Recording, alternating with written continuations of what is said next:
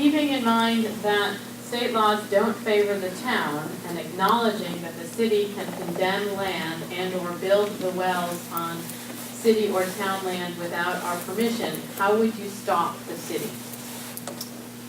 There is only one way to stop that. There was a Supreme Court case that happened a couple years back with Lake Beulah. Dean Lang, who was the attorney that we hired to remove the permits for those Lathers wells back a couple of years ago, was the attorney who argued that case in front of the Supreme Court and won. And this Supreme Court is a very divided court, and he received a unanimous decision in that hearing, which is very important. That piece gives us the only foundation to currently place the burden of proving that a high-capacity well will not adversely affect a local citizen's well or private well. Absent that, we would have literally no ability, in my opinion, to stop that from happening.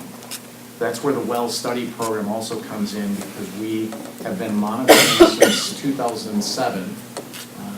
There's 24 wells that have been in this program that we measure depths 3 times a year, which will give us a baseline should we need to go in and fight the city on that. Currently, there is an attempt to change the legislation that's there up in Spooner, these commercial farms that want to come in and put in these high-capacity wells. They've been lobbying to change the legislation, which would strip the town as kind of a collateral damage, strip the town of that protection. And we've been trying to lobby those legislators as well not to do that. It got delayed initially. The Towns Association is still working to try and halt that change in that legislation, but it is the only way that you're going to stop those wells from going in is going to be in a courtroom, and that is the unfortunate reality because it's the only option. Thank you. Mike? I would certainly support the well study program and the expansion of it. I think it's our best avenue to show the adverse effects that Joe talks about. But the reality is pretty much what Joe says in this case. Stopping the city would likely be a protracted and expensive endeavor. And frankly, whether the city were to seek to add 1 well, 5 wells, or 19 wells, I would be in favor of keeping the city from taking additional water from our shallow well aquifers. But the reality is that if they're going to choose to do it, there's little we can do to stop it, and the little that we could do would likely be very expensive and held in a courtroom. Thank you. Jim? Unfortunately, I think as everybody said, about the only way to fight something like that is a legal battle. You go against the city, you're not going to win, and it's going to be extremely expensive. However, let's keep in mind that, again, because of the Vernon Marsh and the eco-sensitivity of it, that the high-capacity shallow aquifer wells is not an option for them.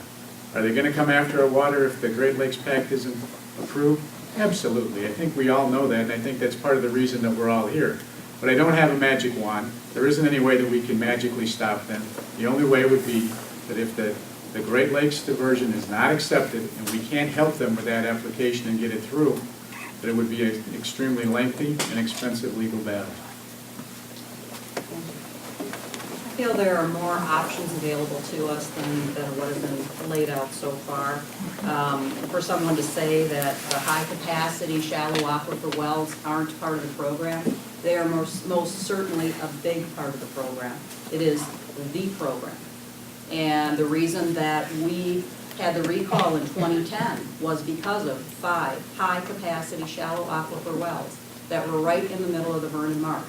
At the same time that the DNR was spending our tax dollars, over $1 million, to buy additional land in the Vernon Marsh, the other side of the DNR, the drinking water section, was approving 5 high-capacity shallow aquifer wells. I asked those 2 groups how they both came to those conclusions, one to protect and one to ruin. And they say, well, they don't talk, they have different requirements. So what do? We make sure that we have a strong town board. Don't think that having a strong town board doesn't make the city think twice on which way they're going to go. They have lots of options available to them. We just can't make coming and getting our water the path of least resistance. We simply have to be strong. They need to know that we're strong, and your town board is going to stand up to whatever stripping of rights that we have, that we've done in the past, and that's going to protect us most in the future.